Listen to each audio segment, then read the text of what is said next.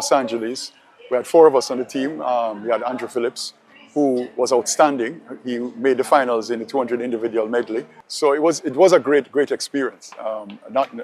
In Los Angeles, and competing against the best in the world. So what is the 64-year-old Alan Roy Marsh doing these days? Well, these years people ask me, I say I've somewhat retired, but although I find myself busy as ever, I'm very involved with the Kingston YMCA, which gave me a lot of opportunities. And that's how we close another page in the series, Where Are They Now?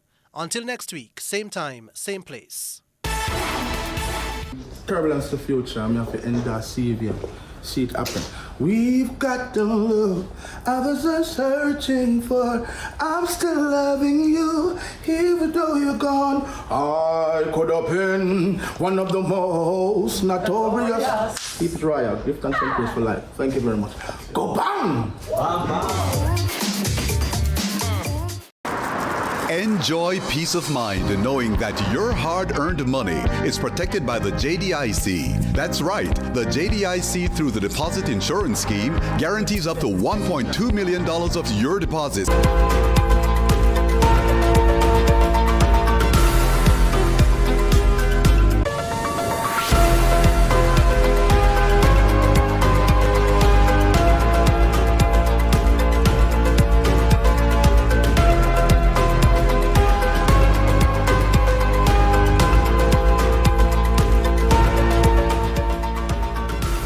Thanks for joining us for CVM News at Noon. It's Monday, June 8, 2026. I'm Akeem Oret. Since the past 3 days, the weather has been changing increasingly with severe rainfall and thunderstorm as the island is experiencing a trough. However, with the start of the Atlantic hurricane season on June 1, there have been growing concerns, especially for persons in Western Jamaica. Joining us now to provide an update on the severe weather changes is meteorologist Javoy Sawyers. Good afternoon, Mr. Sawyers. Thank you for joining us. Good afternoon. Thanks for having me. So what is your assessment of the significant change from a very humid climate to this ongoing trough? So we're in the hurricane season now, so as expected, we can expect a few tropical waves to influence our area. What we're experiencing now is a tropical wave, moderate tropical wave, interacting with a monsoon trough from the Panama region. And that also interacts with the upper level feature to enhance thunderstorm activity with this tropical wave. Expecting the wave now to move west of the island throughout the midweek into Thursday, and conditions to begin drying out as we approach the weekend. So with this year's summer almost promising to be the hottest due to the El Niño phenomenon, what other possible weather pattern are we likely to experience? With the El Niño situation, as we approach midsummer into August, we expect the El Niño pattern to intensify. With El Niño, we're expecting less hurricane activity, drier conditions, hotter conditions. So we'll have the intermittent tropical wave influencing the weather with rainfall, but the general climate will be dry and hot through the summer. So with persons, especially in Western Jamaica, still picking up the pieces following Hurricane Melissa, what would be your word of caution or advice to them as they prepare for the weather challenges ahead? Well, we're still in the hurricane season, and with that said, we should, being in the Caribbean region, expect the potential for a hurricane or a tropical storm, or even enhanced shower activity to affect us sometime during this hurricane season, June to November, and even beyond that. So not because it's the El Niño, we're expecting drier conditions, still be on the lookout and prepare for such activity. So finally, Mr. Sawyers, before you go, the rains that we're currently experiencing outside, what's the forecast for today? Can you say, will it continue for the rest of the day? We can expect intermittent showers and thunderstorms throughout the day today for most parishes, particularly the south and eastern section of the island, and in the afternoon as it progresses through the western end of the island. Expect the showers to lighten and the activity to lessen as we approach midweek Wednesday into Thursday. All right. Thank you so much. That was Javoy Sawyers, meteorologist. Thank you, Mr. Sawyers. The government has officially launched a search for a new head of the National Works Agency, NWA, signaling the end of Everton Hunter's 14-year tenure.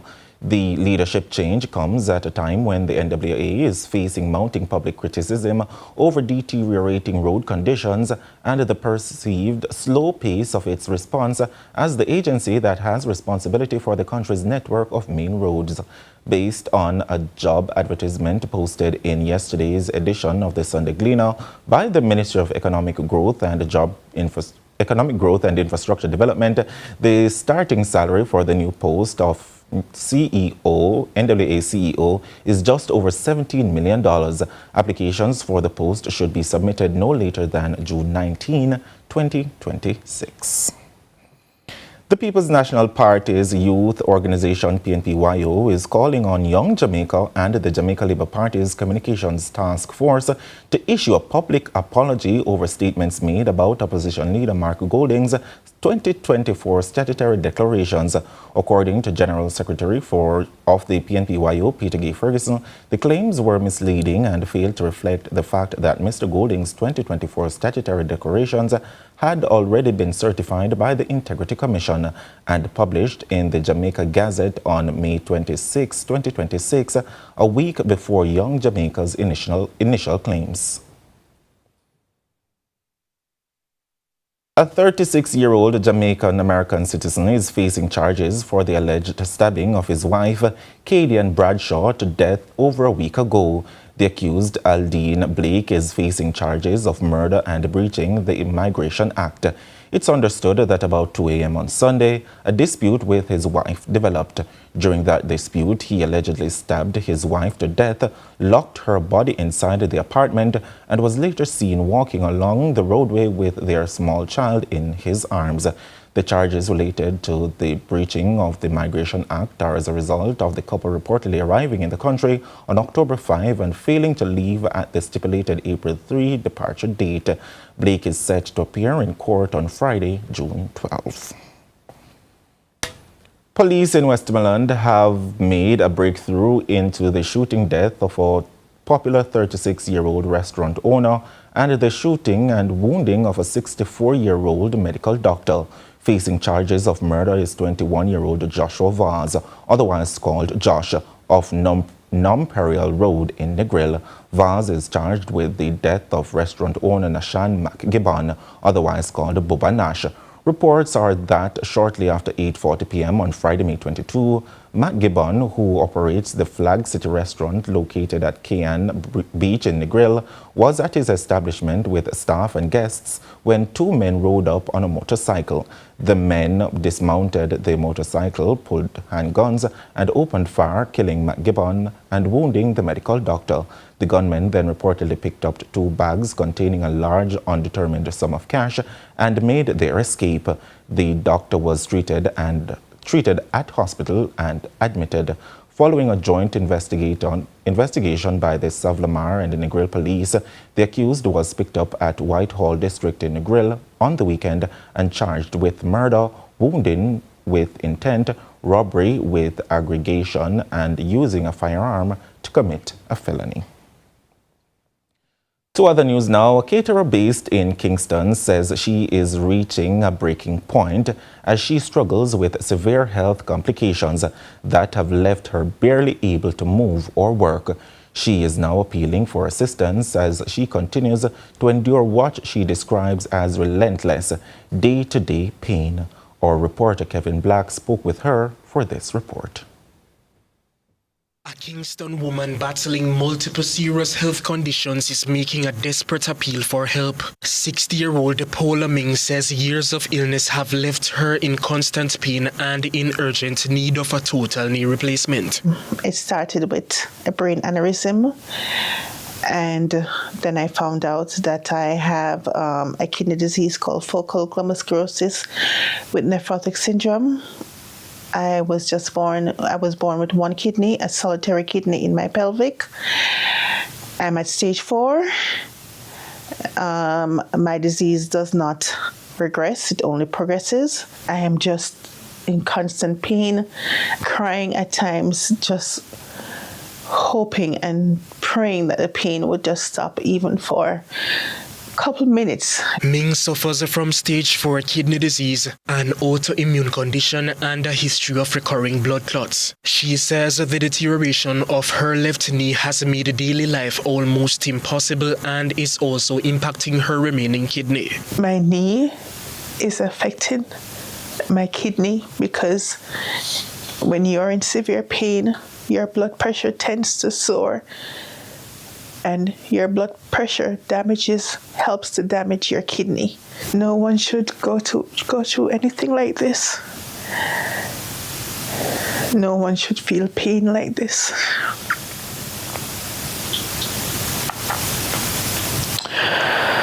The required surgery and artificial joint are expected to cost more than $2 million, an amount she says is out of reach for her family. Ming, who works as a caterer, says the pain has also limited her ability to earn an income. I cannot manage to do what I love to do. The pain is very extreme, and trying to get the orders together to send, because I deliver to business places and so forth, it's very hard. So I'm asking the public, I'm pleading with you to please help me. Help me to get rid of this pain.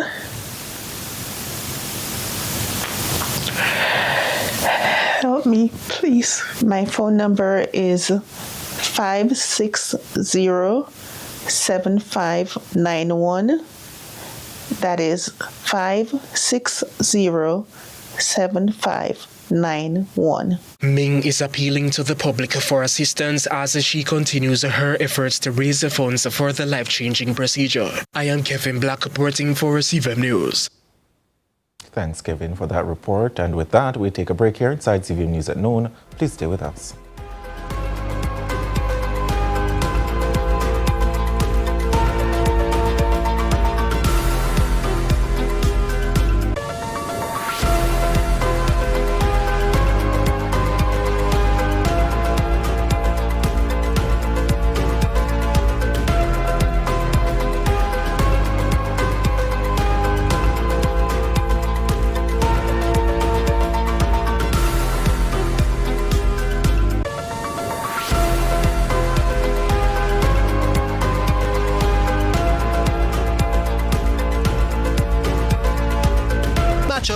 As the best of the best in the country's club football take on those in the second tier of club football.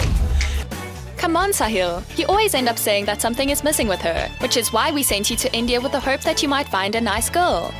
There are so many girls here at the party. They are young, modern, and educated. Any one of them should be based on their finish in the current season, as they will not enter the competition until after being eliminated from the JPL playoffs. The JFC team seedings are determined based on their rankings in the league as at May 2. Teams will battle it out over 6 rounds to determine the winner. So how does it work? Round 1, the play-in, will feature 14 teams, all from the Jamaica Football Championship. Pot 1 will have 5th to 10th place teams, and Pot 2 will have teams seeded 11th to 18th. Round 2 will have 8 JFC teams, the 7 Round 1 winners, and the 4th ranked JFC team. Pot 1 will have the top 4 ranked JFC teams, and Pot 2 will have the next 4 remaining teams. Round 3 features 6 JFC teams, 4 winners from Round 2, and the 2nd and 3rd place teams, and 6 JPL teams will enter the competition, excluding the JPL champion. Pot 1 will have the top 3 ranked from both JPL and JFC, and Pot 2 will have the others. The next round is the quarterfinals, featuring the 6 winners from Round 3, the JPL champion, and the 1st place from the JFC. It will be a random draw with no pots. Teams then proceed to the semi-finals and the final. Each team will get prize money based on how far they advance in the tournament. A total of $4.75 million in prize money will be paid out, with the winning team taking home $1 million. There's also a $50,000 purse for the top goal scorer and the winning coach. Get ready for the newest and boldest club football competition in Jamaica. This is David versus Goliath. This is the Popeyes Challenge Cup on CVM TV. Tune in to Lead Story, weekdays at 6 p.m. Hosted by Jody Ann Quarry.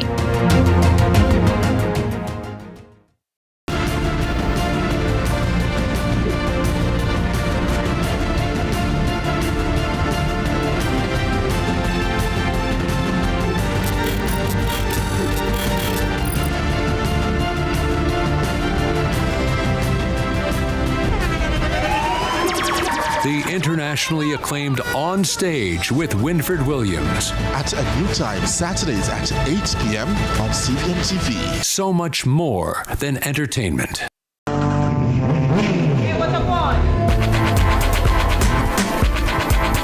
Hi, I am Candy Pang.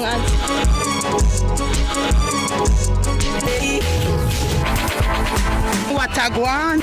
What's a guan? That a guan, pa. What a guan? What a guan? It's for you and me.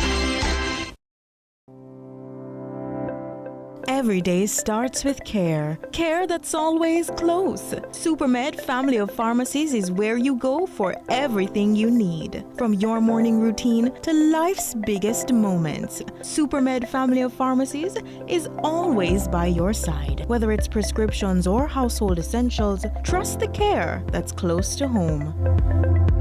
Super happy, super healthy, Supermed.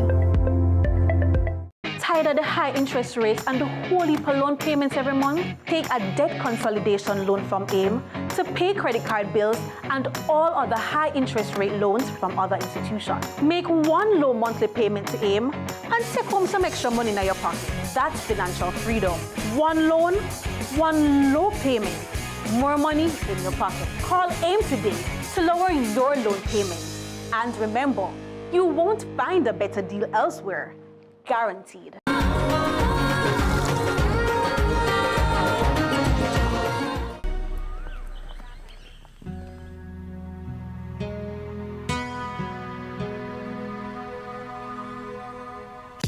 Get tiles and get creative with your floors, walls, and all the spaces in between. Our knowledgeable sales consultants are happy to help create your beautiful finish with the latest designs in first quality porcelain, wood look, vinyl, mosaics, natural stones, and countertops. At Creative, you will get every tile you need for your residential or commercial projects. Creative Building Finishes, your one-stop shop for everything tiles. Visit our showroom at 5 Red Hills Road or call 876-929-5553. Get tiles, get creative. Hey, what's up, on? Hi, I am Candy Pang.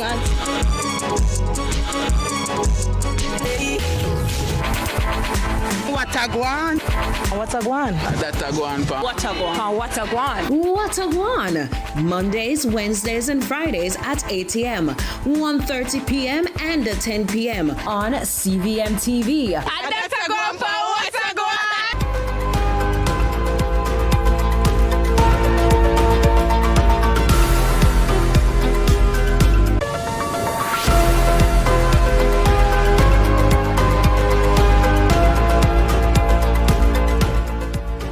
Welcome back to CVM News at Noon, and thanks for staying with us.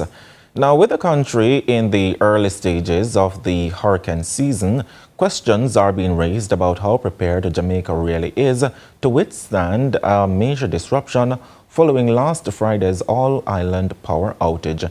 The disruption not only brought business operations to a standstill, but also triggered water supply challenges in several parishes. As some Jamaicans remain without piped water days later, questions are being raised about whether Jamaica needs to invest more in renewable energy and backup systems to keep critical services running during major power outages. Joining me now is a business operator from Western Jamaica and the chairman of the Negril Tourism Destination Council, Richard Wallace. Good afternoon, Mr. Wallace. Thank you for joining us. Good afternoon. How are you? I'm doing well. Thanks for asking. So, take us back to Friday. From what you know, what was the immediate impact of the outage on some businesses? So, what past storms have taught us is Beryl and then Melissa, is that we need to be prepared as a community, as businesses, for eventualities like this. And so a lot of businesses, a lot of hotels, a lot of private citizens have since put in, solar electricity, they are putting generators, they are putting water tanks, and so, because we know what can happen. And so what Friday did was, reminded us that we need to be in a state of readiness for anything. And so, while, regular power cut, we would normally just switch over.